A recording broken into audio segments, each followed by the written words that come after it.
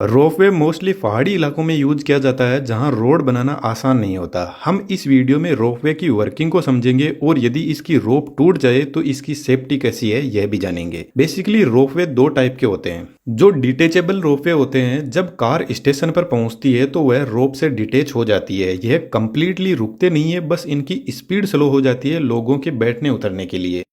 इनकी length 10 kilometre तक हो सकती है और इनकी खास बात है कि इनमें मल्टीपल गोंडोला लगे रहते हैं। इस कार को ही गोंडोला बोलते हैं। यह रोपवे का ग्राउंड स्टेशन है और एक्चुअल में यही मास्टर स्टेशन भी होता है। इस पूरे सिस्टम को चलाने के लिए सिर्फ एक मोटर लगी रहती है। यहाँ पर स्लिप रिंग इंडक्शन मोटर या डीसी सीरीज मोटर या फिर सिंक्रोनस मोटर भी यूज हो सकती है। यह एक हाई टॉर्क मोटर होती है और जब तक रोपवे चलता है तब तक कंटिन्यूअसली चलती रहती है। इसलिए इस मोटर के ऊपर एक ब्लोअर लगा रहता है जो मोटर की कूलिंग करता है और इस ब्लोअर को पावर मिलती है एक छोटी मोटर से।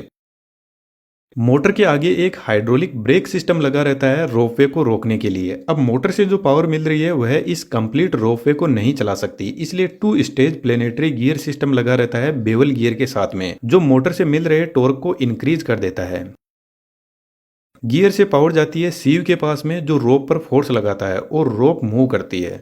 जो केब होती है वह रोप को पकड़ के रखती है और रोप जब मूव करती है तो केब भी साथ में मूव करती है।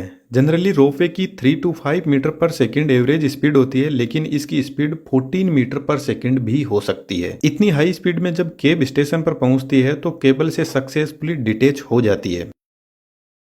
कार को केबल से डिटेच करने के लिए पैरेलल कॉइल स्प्रिंग लगी रहती है। नॉर्मल कंडीशन में केबल से ग्रिप बनी रहती है, लेकिन जब कार को डिटेच करना होता है तो इन स्प्रिंग के ऊपर एक व्हील लगा रहता है। जब इसको हम प्रेस करेंगे तो स्प्रिंग कॉइल लोड होने लगेगी और केबल से ग्रिप कुछ इस तरीके से ओपन हो जाएगी। कार के केबल से दूर होते ही इसके वजन को उठाने के लिए नीचे छोटे छोटे व्हील लगे रहते हैं जिन पर कार चलती है। तो नॉर्मल सिचुएशन में स्प्रिंग कॉइल ग्रिप को केबल से पकड़ने के लिए पूरा फोर्स लगाकर रखती है। जब कार स्टेशन पर पहुंचती है तो इस छोटे व्हील पर फोर्स लगाने के लिए कुछ ऐसा स्ट्रक्चर बना रहता है और इस स्ट्रक्चर की वजह से स्प्रिंग लोड होगी और कार केबल से दूर हो जाएगी। और जैसे ही केबल से कार का लोड हटेगा तो इन छोटे छोटे टायर पर आ जाएगा और इनके चलने के लिए एक रास्ता बना रहता है जिस पर यह चलते हैं। लेकिन एक चीज आपके दिमाग में आनी चाहिए कि अब इस कंडीशन में इस कार को आगे की तरफ फोर्स कौन लगाएगा, क्योंकि केबल से तो यह दूर हो गई। तो इसके लिए स्टेशन के चारों तरफ ऐसे टायर लगे रहते हैं जो एक दूसरे से बेल्ट से कनेक्टेड रहते हैं और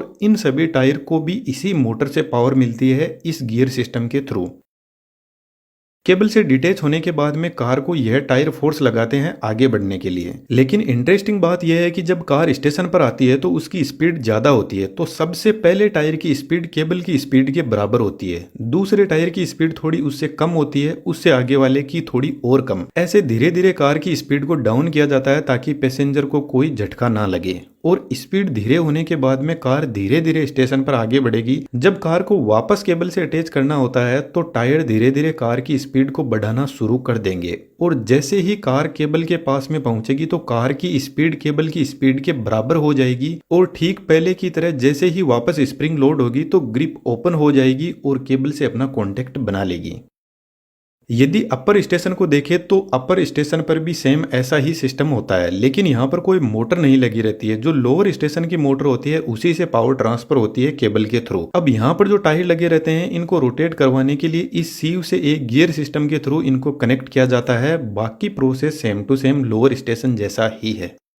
अब मान के चलो लोअर स्टेशन से अपर स्टेशन के बीच में बहुत ज्यादा दूरी है और केबल बीच में कहीं टावर से उतर गई तो क्या होगा। दोस्तों, आपको यदि ऐसा एनिमेशन सीखना है और कुछ अच्छा करना चाहते हो तो 3D animation one of the best option है, क्योंकि आज के टाइम में मार्केट में इसकी बहुत ज्यादा डिमांड है और डिमांड है तो इसमें बहुत पैसा भी है। वेबसाइट का लिंक डिस्क्रिप्शन में दिया हुआ है। हमारी 3D कम्युनिटी में आपका स्वागत है। हमारी तरफ से आपको फुल सपोर्ट रहेगा। रोपवे के टावर की डिजाइन कुछ इस टाइप की होती है। टावर के दोनों तरफ बहुत सारे रोलर लगे रहते हैं केबल को अपनी पोजीशन पर रखने के लिए। जो कार की ग्रिप होती है उसकी डिजाइनिंग कुछ ऐसी होती है कि यह रोलर के नीचे से भी आसानी से जा सकती है। इन रोलर के साइड में रोप डिफ्लेक्टर लगे रहते हैं ताकि केबल रोलर से नीचे ना उतर जाए और बाई चांस यदि केबल रोलर से नीचे उतर गई तो रोप कैचर लगे रहते हैं साइड में जो केबल को कैच कर लेंगे। लेकिन यह तो सिर्फ एक बेसिक सिक्योरिटी है। हर टावर के ऊपर जो पहले के 2 रोलर है और लास्ट के 2 रोलर है, इनके बीच में प्रोक्सिमिटी सेंसर लगा रहता है जो केबल की पोजीशन चेक करता रहता है और जैसे ही केबल उतरेगी तो यह स्टेशन पर कंट्रोल सिस्टम को सिग्नल भेजेगा और तुरंत ब्रेक लगा देगा, केबल को 1 फीट भी आगे नहीं चलने देगा। इसके अलावा आप जो यह रेड केबल देख रहे हो जो हर टावर से होते हुए स्टेशन तक पहुंचती है, यह एक हैंड ब्रेक का काम करती है। इस केबल को खींचने से किसी भी टावर से इमरजेंसी ब्रेक लगाया जा सकता है। जैसे ट्रेन का ब्रेक होता है हर डिब्बे में, ठीक वैसा यहाँ पर भी होता है। स्टेशन पर सीयू पर एक सेंट्रीफ्यूगल स्विच लगा रहता है। जब सीयू की स्पीड नॉर्मल स्पीड से थोड़ी सी भी ज्यादा बढ़ जाती है तो यह एक्टिवेट हो जाता है और सीयू के ऊपर एक बड़ा हाइड्रोलिक ब्रेक लगा रहता है जो तुरंत सीयू और केबल को रोक देगा।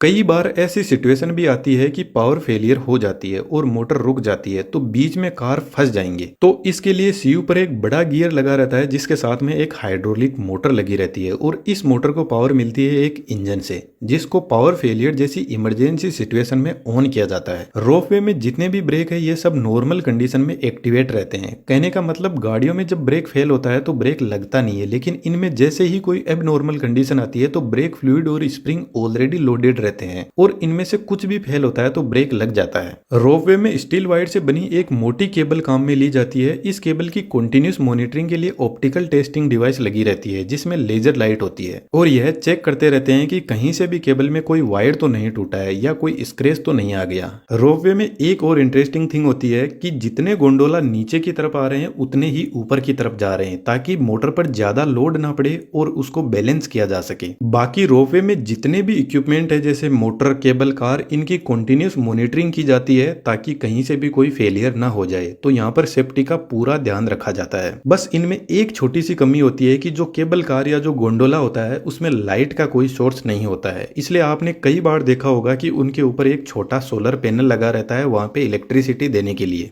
यदि बात करें नॉन डिटेचेबल कार की तो वह कॉन्टिन्यूसली केबल से जुड़े रहते हैं और जब कार स्टेशन पर पहुंचती है तो मोटर को रोकना पड़ता है, लेकिन यह ज्यादा दूरी के लिए नहीं होते हैं। और इनकी एक खास बात यह भी है कि जब कार नीचे के स्टेशन पर रुकती है तो उसके ऑपोजिट दूसरी कार अपर स्टेशन पे भी रुकती है। इस वीडियो का एनिमेशन और इन्फॉर्मेशन कैसे लगी आपको जरूर से कमेंट बॉक्स में बताना, हमें आपके फीडबैक की सख्त जरूरत है। आप चैनल पर विजिट करके और भी ऐसे बेहतरीन वीडियो देख सकते हो और हमारे साथ जुड़ते हो तो आपका नॉलेज बढ़ता ही जाएगा। Thank you.